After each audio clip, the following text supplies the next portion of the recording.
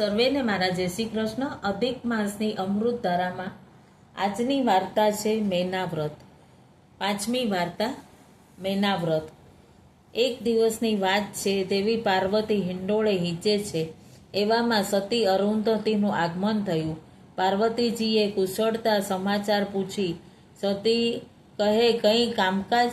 સતી કહે, દેવી, આપની પાસેથી મેં 12 મહિનાના વ્રત વિધિ સહિત જાણી લીધા છે, પરંતુ હજુએ આપે પુરુષોત્તમ માસ માટે કહ્યું નથી, તો કૃપા કરી મને જણાવો। મારે પવિત્ર ગણાતા પુરુષોત્તમ માસમાં શું કરવું? પાર્વતીજી બોલ્યા, સતી, તમારી ઈચ્છા છે તો આજે તમને પુરુષોત્તમ માસનું વ્રત સંભળાવું છું। વ્રત વિધિ સહિત કરનાર અખંડ સૌભાગ્ય તથા સંપત્તિ સતતી સાંપડે છે। સતી કહે, દેવી, એ વ્રતનો મહિમા તો સમજાવો।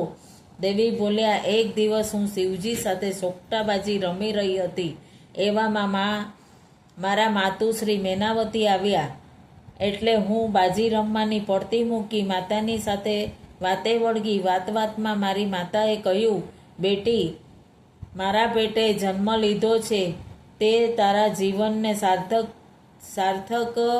છે। 3 લોકમાં તારી કીર્તિ વ્યાપી ગઈ છે, જ્યારે મારો કોઈ ભાવ પૂછતું નથી। દેવો પણ તારી સ્તુતિ કરે છે। મૃત્યુલોકના માનવીઓ પોતાનું મંગલ કરવા 12 મહિના વ્રતોમાં તારું પૂજન કરે છે, ત્યારે તારા ઉપર ફૂલનો વરસાદ વરસે છે, અને મારા ઉપર એકાદ ફૂલ તો શું, ફૂલની પાકડી પણ કોઈ ચડાવતું નથી। તારા જેવી જગદંબાની હું માતા કહેવાઉં, પણ 12 મહિનામાં બધા દિવસોમાં તારી પૂજા માટે મને એકાદ પ્રહર પણ મળ્યો નથી। માતાના મારા પ્રત્યેના અત્યંત લાગણી જોઈ મેં તેને પુરુષોત્તમ માસનું વ્રત કરવાનું કહ્યું, તે વિધિ અને તેની વિધિ પણ કીધી।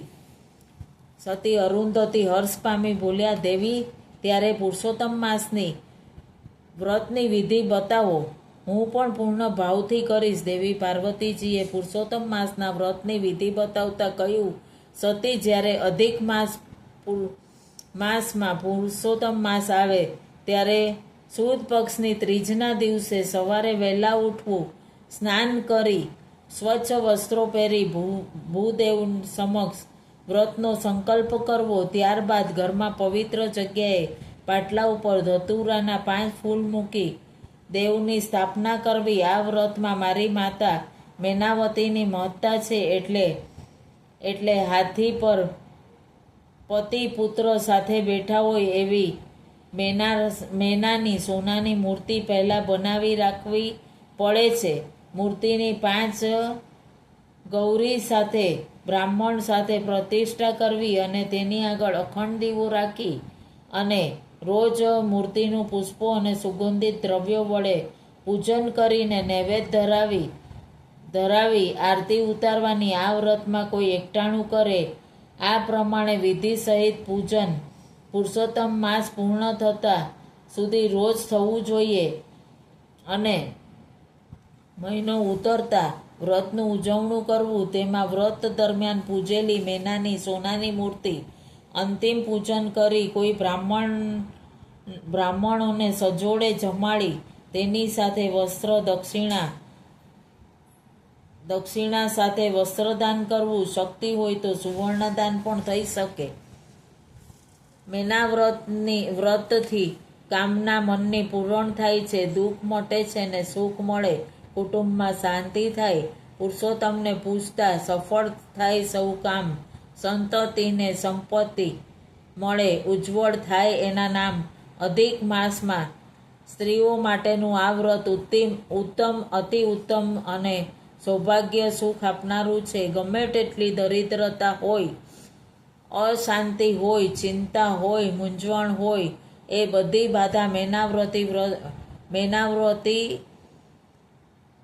વ્રતથી મળે છે, અને વ્રત કરનાર સ્ત્રીના ઘરમાં અને બહાર દેવીની માફક પૂજાય છે। જ્યાં જાય ત્યાં તેનું સન્માન થાય છે। પવિત્ર પુરુષોત્તમ માસમાં આ મેના વ્રત જે સ્ત્રી ભાવપૂર્વક કરે છે તેની મનોકામના પૂર્ણ થાય છે, અખંડ સૌભાગ્ય રહે છે, સંતતિ અને સંપત્તિ પ્રાપ્ત થાય છે.